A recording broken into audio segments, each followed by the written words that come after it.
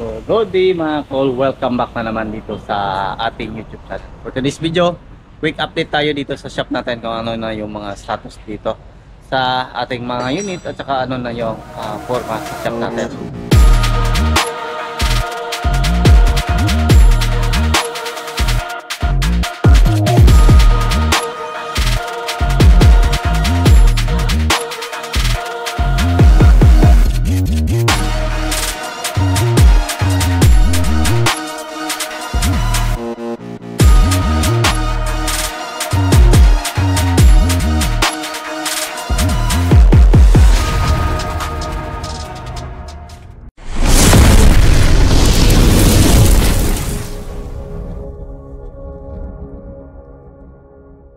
So, dito muna tayo sa mga binibenta natin na mga accessories. Ayan, meron tayong ladder dito. Pwede dito sa chimney, pwede din sa mga minivan natin. Temperature gauge, dashcam, yan, keyless entry. Meron din tayong keyless entry dito. Yung makita natin, meron tayong mga overlanding na mga fog lamp, mga H4.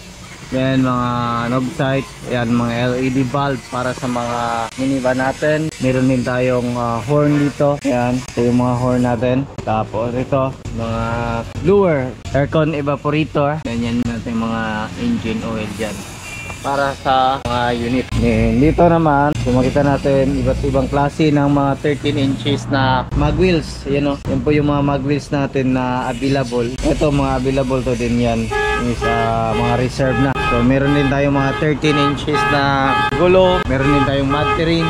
Ayan, materin na 13 inches. Yan, makita din natin dito. Yan, available natin. Ito is 15 inches. Then 15 inches. Ayan.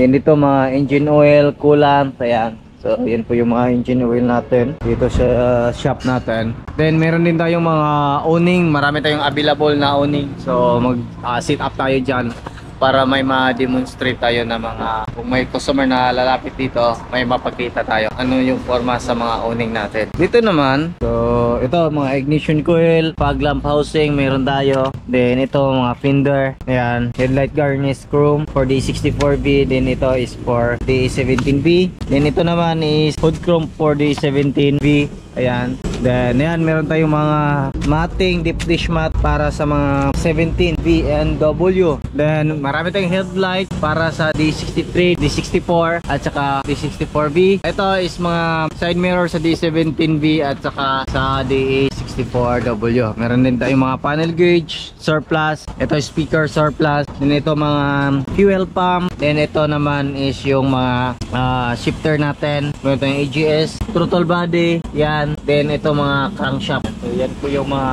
accessories natin na mga available dito sa shop. Marami din tayong mga surplus, medyo wala lang dito. So dun sa kabila. So dito na tayo sa mga unit natin. Ito is D17 for final checking. Medyo matigas yung clutch. Papalitan natin ng clutch kit ito. Ayan. Then ito is kabit na yung fender. Ayan. So nag-rewiring na lang ng fog lamp para sa ating yellow na D17B. Ayan o.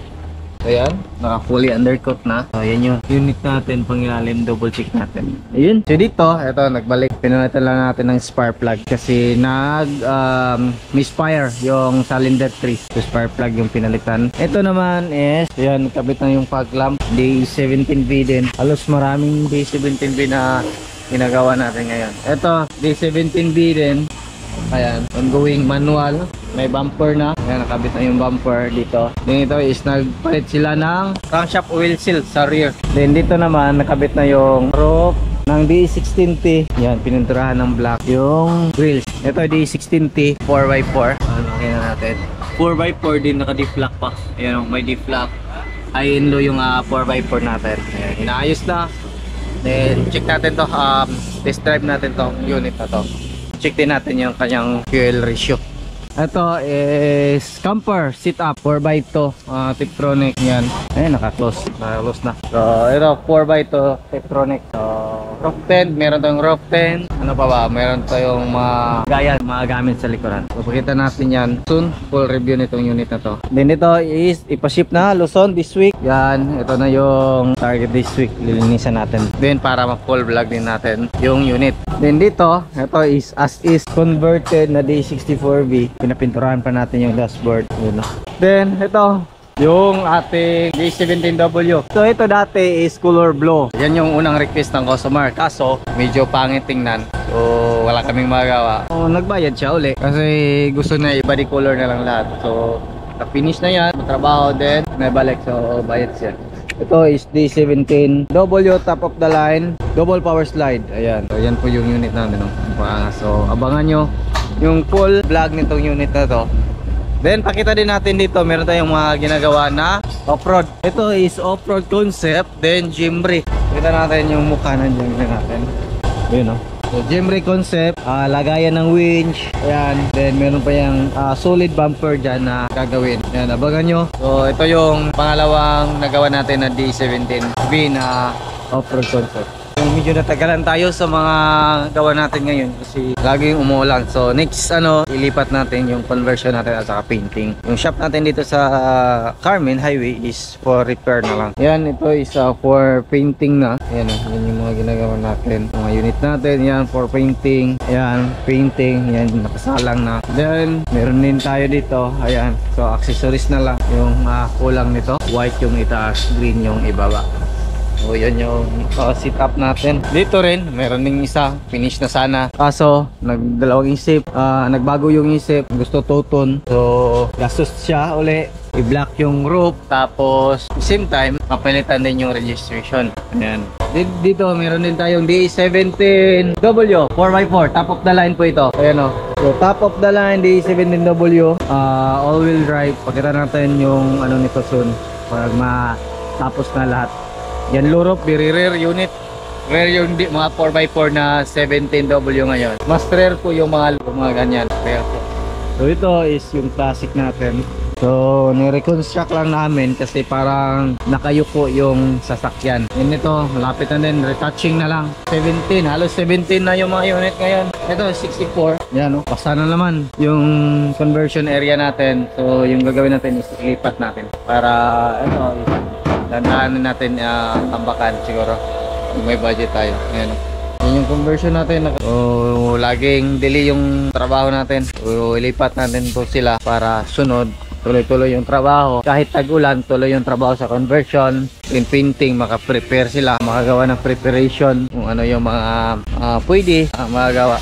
Ma-stop din gawa ng ibang trabaho para sa mga preparation para iwasan yung pagka-delay ng mga trabaho natin dito. Yan yung natin dito is yung tag-ulan yung problema. So ito yung mga unit dito sa shop natin. So soon pakita natin din yung isang shop natin. Pero kita natin kung ano yung sitwasyon doon. Pakita natin ng mga unit doon kung ano na yung mga sitwasyon. So siguro mayroon nang nag-umpisa doon na pintor. Isa or dalawang grupo sa pintor na mag-umpisa na magtrabaho doon sa ating bagong shop. So doon walang problema doon kasi ginastusan natin yun na lagyan ng bubong lahat kasi walang problema. Sa atin na kasi yung area na yon. Kahit rain or shine, pwede natin i-upgrade. Walang problema sa upgrade kasi sa atin na. Hindi na babaklasin. Hindi katulad nito, rented tayo. Pagdating ng panahon, pag hindi na tayo i-renew ng may-ari, mapilitan tayong baklasin yung mga building na nagawa natin. So sayang yung pagod. So kaya decide na lang tayo na ilipat yung sa atin na talaga yung lupa para tuloy-tuloy yung pag-upgrade sa shop.